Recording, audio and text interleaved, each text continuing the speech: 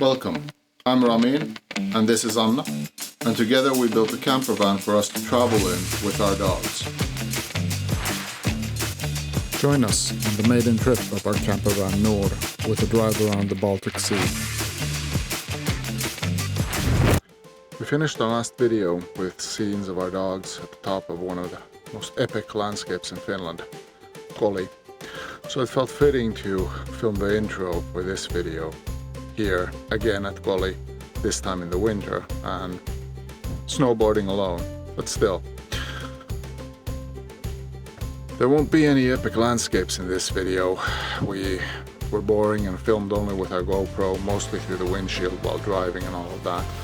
So these are probably the most epic landscapes you'll see in this video. But before we get further into this, let's head up to the top and see what the views are like.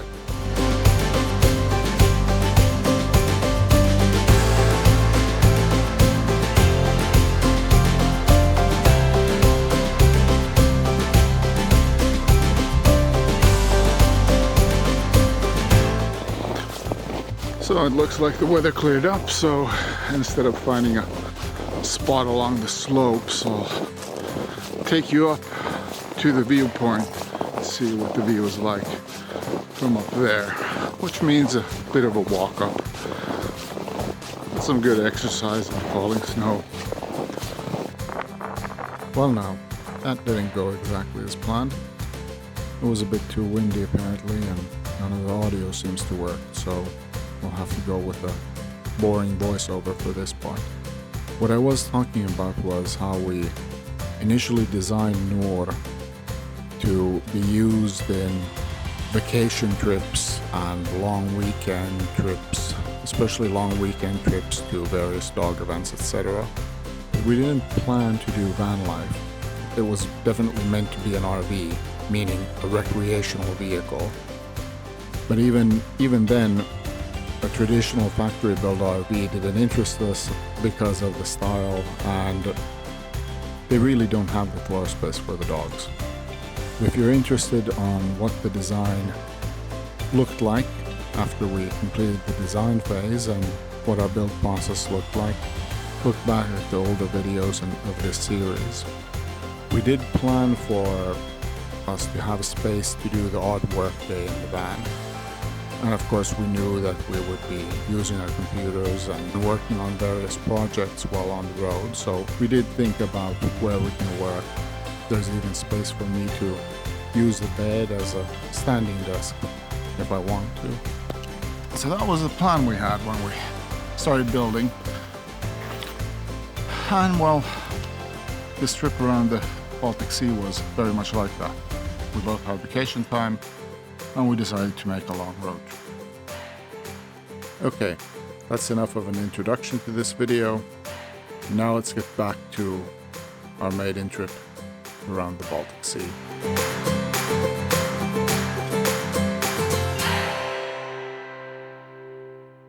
We started our trip by driving first from Liperi to Lappeenranta, where my parents live, and we had the whole pack with us, our flatcoats Topi and Kamu and our setter Eino.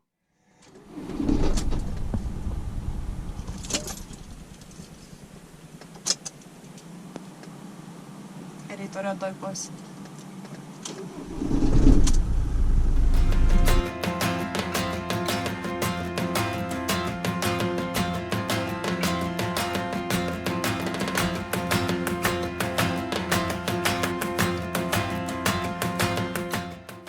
Anna and Kamu went to Viborg, Russia, with my dad on 2 days for dog shows, while I stayed in Lappeenranta with Topi and Eino. Topi, Eino and I went for a long walk around my childhood home, and of course we ended up walking near the Saimaa Canal, and while Topi was forbidden from swimming because his coat becomes a mess if it isn't dried properly, and he was on his way to meet his breeder, he fell in the lake, or at least that's my story and I'm still sticking to it. And after the 2 days of dog shows in Viborg, we left Lappeenranta and started to head towards Naantali to catch our ferry. On the way to Naantali, we had our first real wild camping night in which we were not sleeping in an official or designated campground or RV spot and just found a parking lot by the highway to spend the night at. We'd spent quite a bit of time investigating the different ferry options from Finland to Sweden and ended up selecting a cargo ship going from Naantali to Kapellskär because it was definitely the cheapest option with a large motorhome or campervan. And also there was the added benefit that the meals were included in the price. And of course that's also the reason why we took a day ferry instead of a night ferry, because it was a lot cheaper, even though we had to take a cabin because of the dogs. But on the other hand, having to take a cabin meant that we had access to a shower, so we weren't complaining. The ferry trip itself is about 8 hours, and they do have on the deck a little sandbox for dogs to go do their business, but as we expected, none of the boys were going to have anything to do with the doggy toilet on board. After the long day in the ferry, what had started out as a sunny day in Finland had changed into a rainy evening in Sweden, and we drove a bit south of Stockholm into a nature reserve to spend our second night wild camping. The next morning, we tested our water heater and outside shower in the company of the cows in the nature reserve. And after a walk with the dogs in the nature reserve, we started our long drive to the south of Sweden to Topi's breeder's place.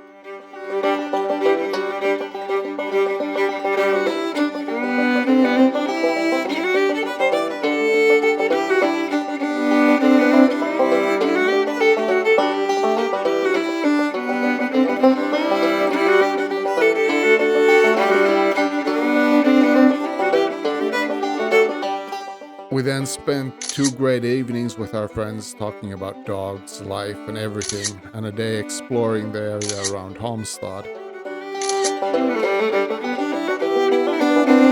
Until we headed to the ferry from Varberg in Sweden to Grenaa in Denmark. Again, we took the cheapest option there was, which was the earliest ferry in the morning. That's also the reason why we didn't take the bridge from Sweden into Denmark. As the trip was shorter, the boys could stay in the van for the duration of the ferry, and no cabin was needed. Unfortunately for us, Denmark was not sunny. It was pretty gloomy, mostly cloudy, with some spots of rain every now and then, and it was very, very windy throughout the time that we were there.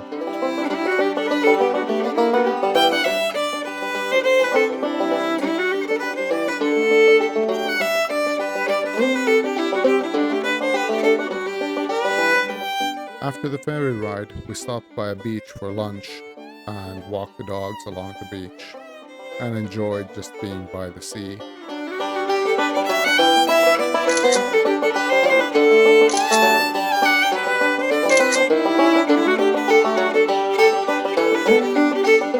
Then we started driving a bit more and stopped at the Kalle castle ruin from the 14th century, still pretty close to Grenaa. We didn't take the dogs while walking to the castle because the path to the castle went through a cow pasture and we were unsure if dogs were allowed or not. Turns out they were, so we could have had them along, but Anna and I enjoyed a nice little walk to the castle ruins by ourselves.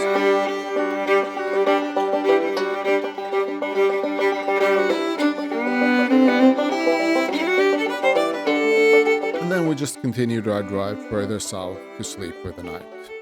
And while wild camping is illegal in Denmark, there is a difference between camping and resting in a vehicle. So technically we didn't break any laws in our stops for the night there.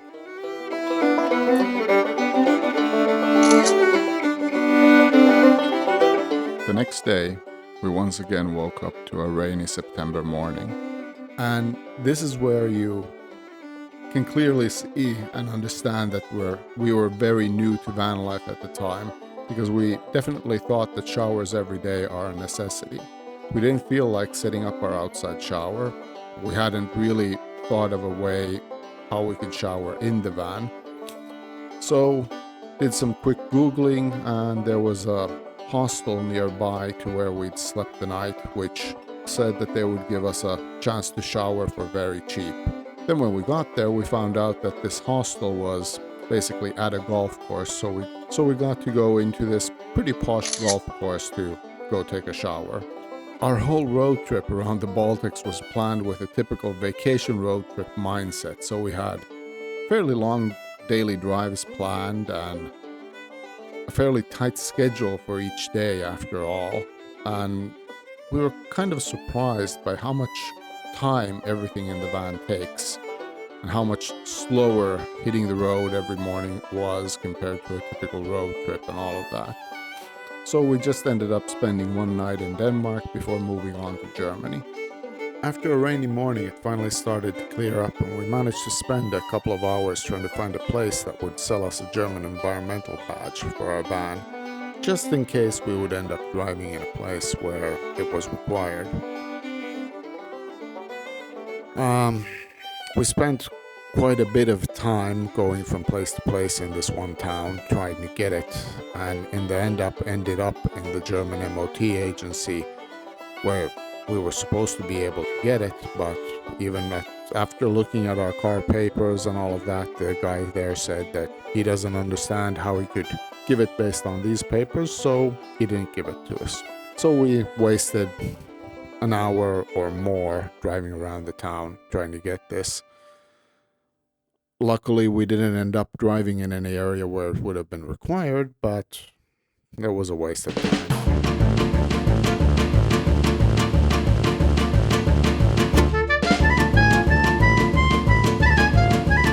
Then we finally made our way back to the Baltic coast near Kiel to walk the dogs along a beach. There was a dog-friendly portion up here, and we got to watch the kite surfers enjoying the wind while walking the dogs.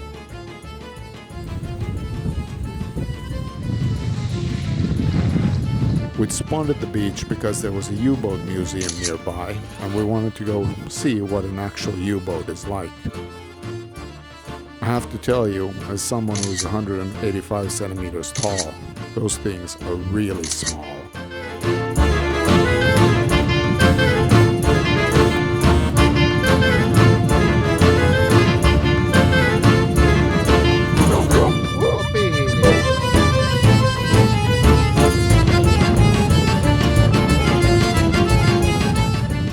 From there, we continued our drive towards the Polish border, stopping in Rostock for some traditional German food for dinner at a restaurant, and then sleeping somewhere in the German countryside.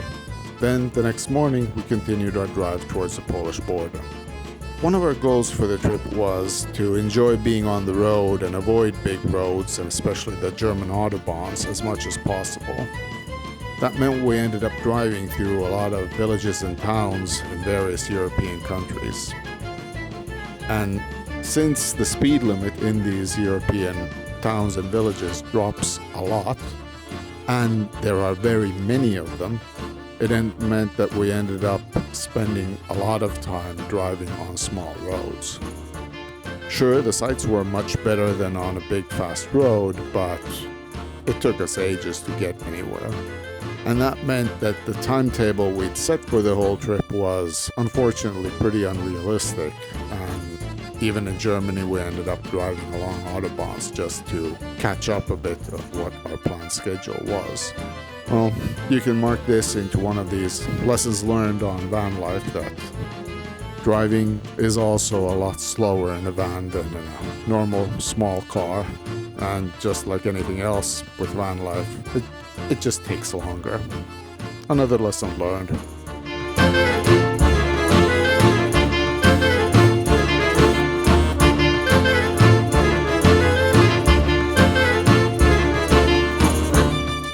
After crossing the Polish border near Stettin, we stopped by the canal off the main road to walk the dogs and give the flatcoats a swim.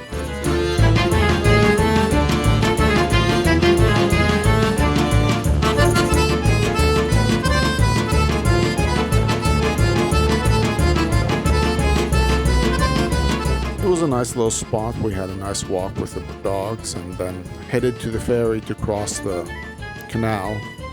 And there we had a chance encounter with a boar and her piglets while waiting for the ferry.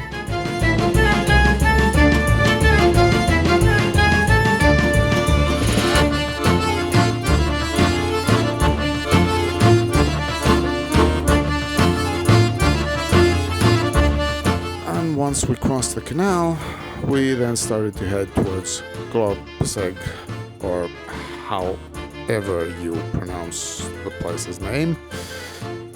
And that's when we had our first campground reservation. And that was for 2 nights.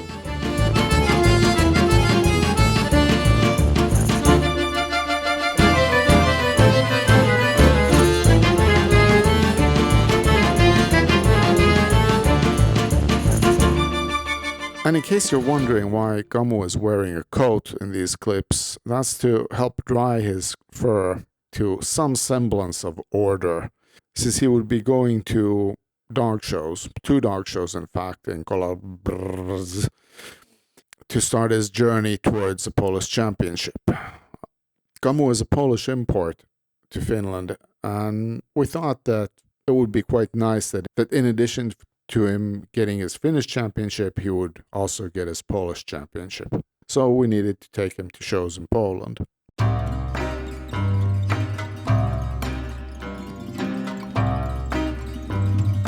I really can't help but look at a lot of the footage we have from this trip and just think of how much more cinematic we could have made this whole video if we would have filmed with more intention and more planning.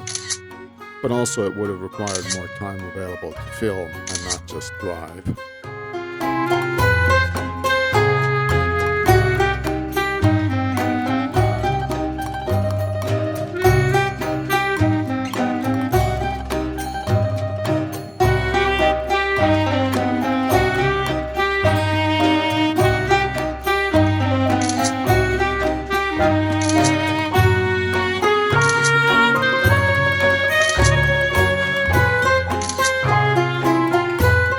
After the 2 days of dog shows and 2 nights at the campground full of Germans, mostly retirees, we hit the road towards the Hell Peninsula.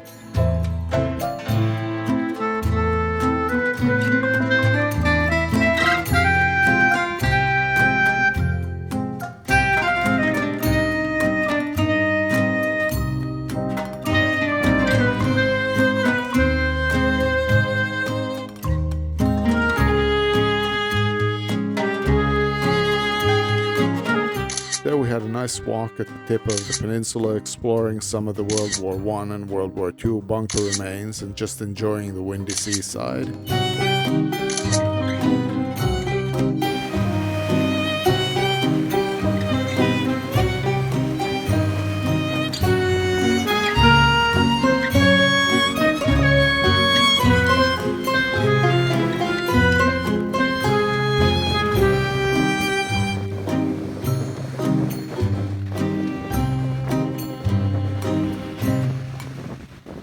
We had planned on wild camping around Hell, but for some reason we didn't feel comfortable there.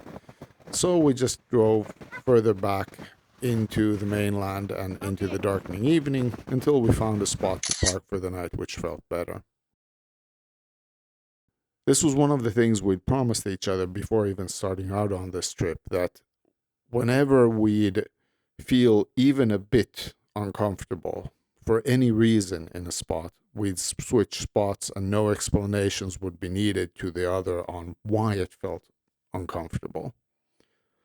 And this was really the first time either one of us had this kind of feeling and that we needed to heed it. So we spent the night a bit north of Gdansk and then started driving across Poland towards the Baltic states. And here we really decided that we need to make a change to our plan of avoiding big roads, because if German country roads were slow, the Polish country roads were even worse.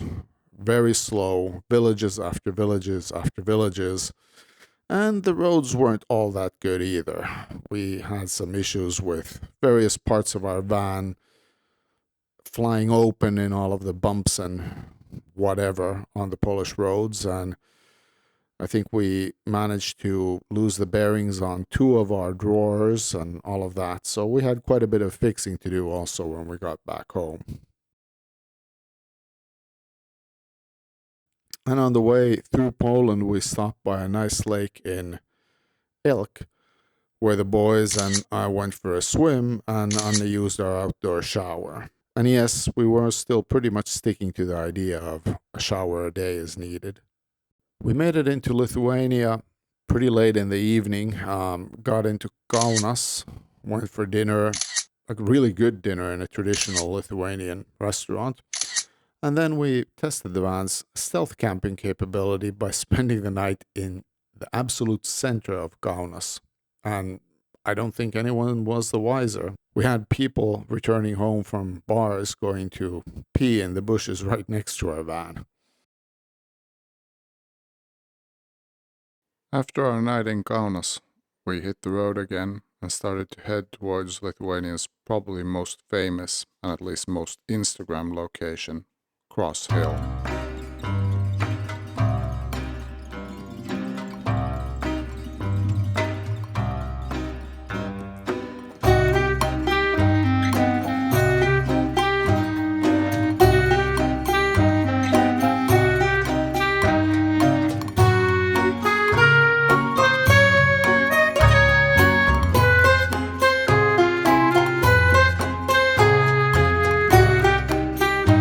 After the Cross Hill, we drove to Joniskis for lunch, where we happened to find this very, very retro Soviet-style block eatery called Canteen Vakaras, which was really cool. The personnel there didn't speak a word of English, so we used a mixture of Google Translate and a school kid the staff grabbed from the playground to get an understanding of the menu and get some lunch. An excellent lunch at a very, very cheap price. And honestly, if you're ever around the area, I recommend going there. The experience is really good. After crossing the border to Latvia, we went to see Palace, Rundale. After that, we just continued to drive to get to near Riga for the night and spent the night by a little lake that was in a nature preserve, but the lake was definitely off limits to the dogs. It smelled very, very strongly of swamp and methane. But after waking up by this pretty nice little lake in the end, we headed into Riga for a walk in the old town with the dogs.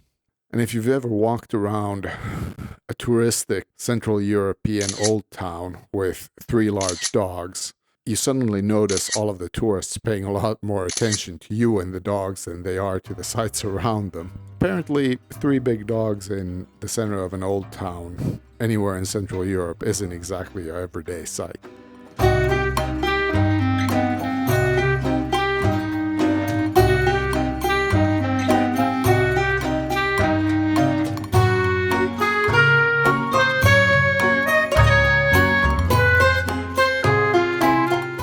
From Riga, we continued our drive north into Estonia and spent a windy and yet again a rainy night near the coast, pretty close to Pärnu.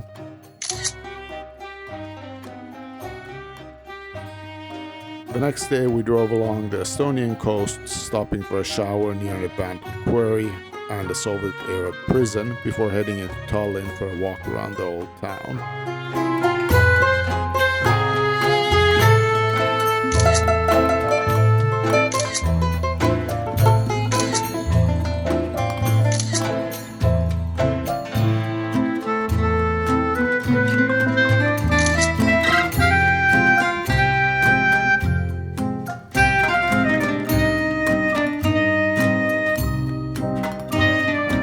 And then spent the night in the outskirts of Tallinn before driving to the port and getting a ferry back to Finland.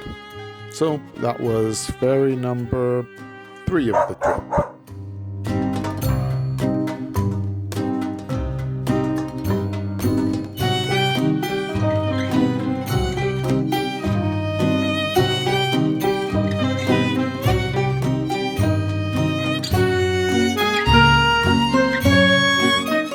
After arriving in Helsinki, we drove to near Kouvola for a dog event that we had agreed to participate in beforehand. And then, after a nice weekend filled with dogs and friends, we drove home and closed the book on our maiden voyage. So, what did we learn from our trip? Well, when we'd gotten off our last ferry and were driving towards Kouvola, Anna asked if we would change our plans and the bookings we had for our upcoming road trip in the southwest of the US, from driving a Mustang and staying in motels to renting a camper and boondocking, which we ended up doing.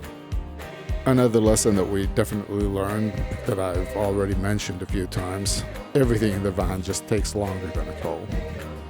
And that the route we'd planned with a more traditional road trip approach of limited holiday time and need to cover miles, it really doesn't work with a van or van life. You need to travel a lot slower. That we already learned on our first trip. But most importantly, we couldn't wait for the next year and more of our trips with Noor. So stay tuned.